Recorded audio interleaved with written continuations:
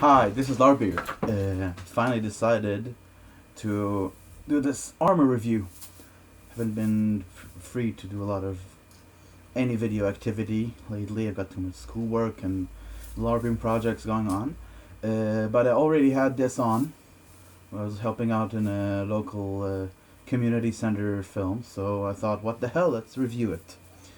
And first of all, this is, if you don't know, mail armor made of steel, of course, mild steel, or not too fancy.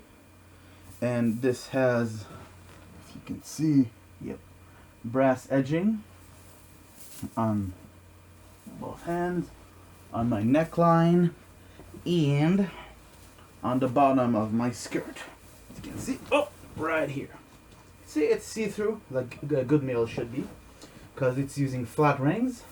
Specifically, this one is using flat rings that are pinned together, and flat rings that are punched out of a single sheet, so they're very strong. And I got this mail custom ordered, because I'm a big guy, and they always do custom orders from Bareena, Reen.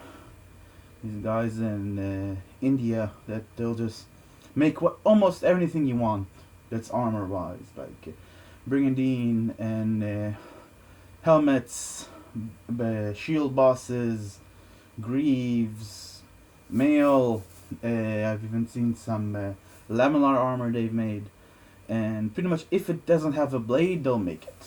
Utensils, even drinking horns, I've seen them make. And so I got this custom ordered, and I gave them the measurements, and they did well. I didn't. I gave them measurements that I didn't think while taking. I just measured myself and gave them measurements, and they did exactly what I wanted to. And I got a bit extra. And this is because I didn't consider that my underarm here, it'll stretch as well. It won't be flat here. If it would have been flat, I'll had it right up, but I didn't think of that at that time, so this gives me an extra. I'll just sew it on some padding underneath and have a full casing of my hand. Also, what I would do is tighten this up, because this wobbles a lot and it kind of sometimes gets in the way, unless you use some thong or something, or maybe put a bracer on it. Just hold it together, and then it's really comfortable. This whole suit that reaches to the top of my knees and has full arms and right up to here, it weighs about 15 kilos.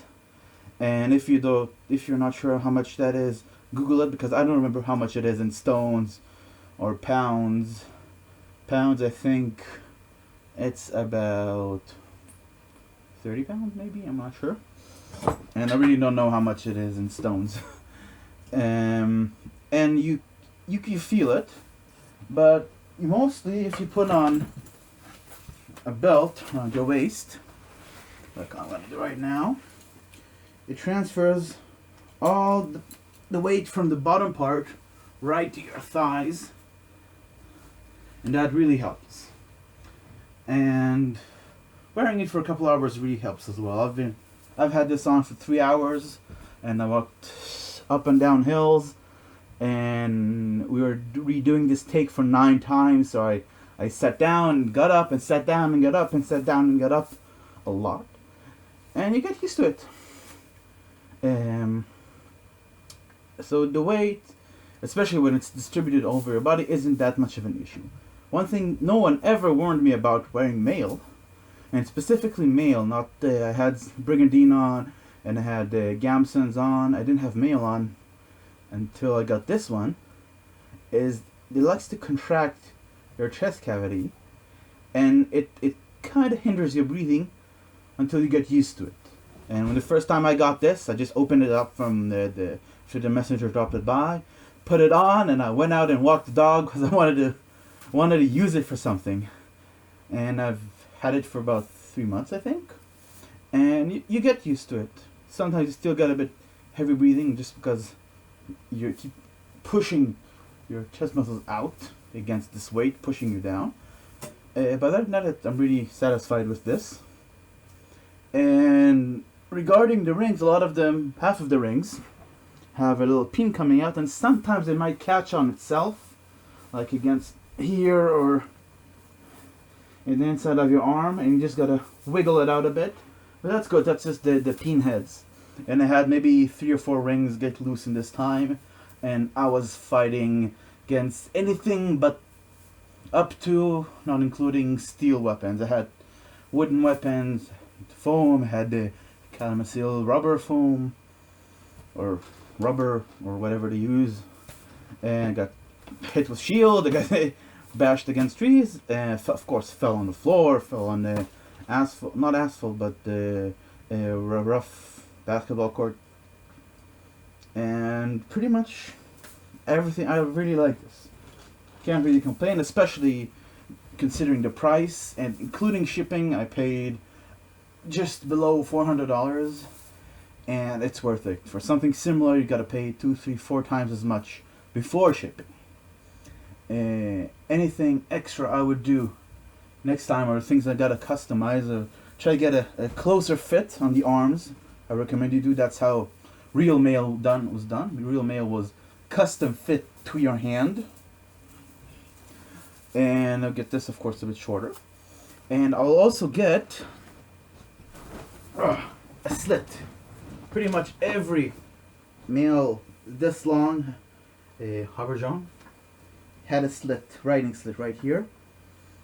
Some, I was told, had on the side, but usually it's on the front, because sometimes it could get away. I can't flex any more than this unless it comes up. Here, see, it snagged for a second. And that's pretty much the only thing I would improve on this, and I can do it. I just cut a few rings open, and take me about half an hour once I get my mind to it. So this is it. Oh, one more thing. When this came over, I opened it up and I just smelled an engine. It's covered in engine oil, and that's okay. It keeps it well lubricated. Nothing rusts, because you gotta keep your mail rust free, not rusty. And mail's supposed to be black. Almost every piece of armor is supposed to be black unless it's brass, and even then the brass should be dark. If you see someone in shining armor, it's either aluminum or he's gonna rust it. Proper mail and proper armor should be nice and dark and greasy, maybe heat treated. This isn't heat treated, but it's dark from the process and from the oil. So after 3 months, I still get it all over my hands and my face sometimes.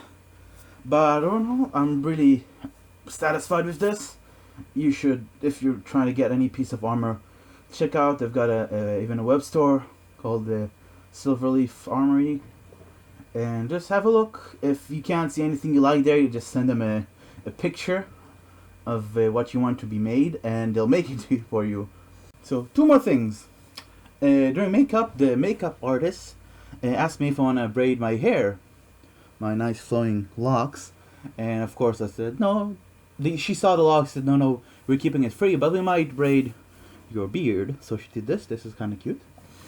I'll try to keep this as long as I can. And the second thing, I wasn't gonna show it here, but I haven't been putting out any videos, and I want to feel like I'm putting out videos, so I'm gonna embarrass myself by taking off this male shirt right in front of you guys. So here, this is a piece of just cotton or linen that I have lying around. I just snug it around me like a scarf, just like the Romans did, Roman legionnaires, because just to keep this area nice and scratch free, because it won't scratch you here, but there's a lot of tension going around here, and this is gonna hurt my hair a lot, but here it goes. This is the another one snapped. Male dance.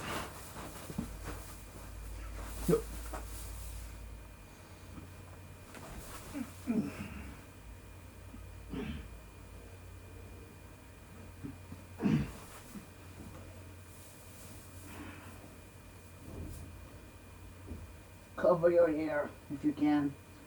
If you have any amount of hair on your head, cover it. because you're gonna have much less after.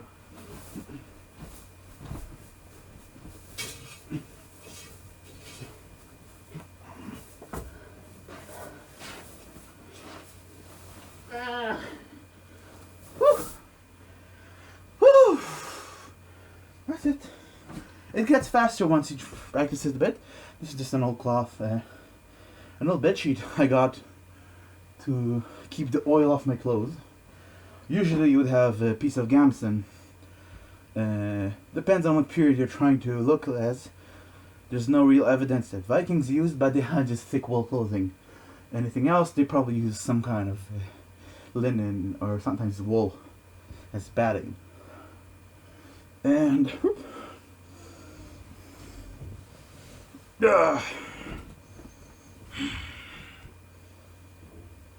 see you later.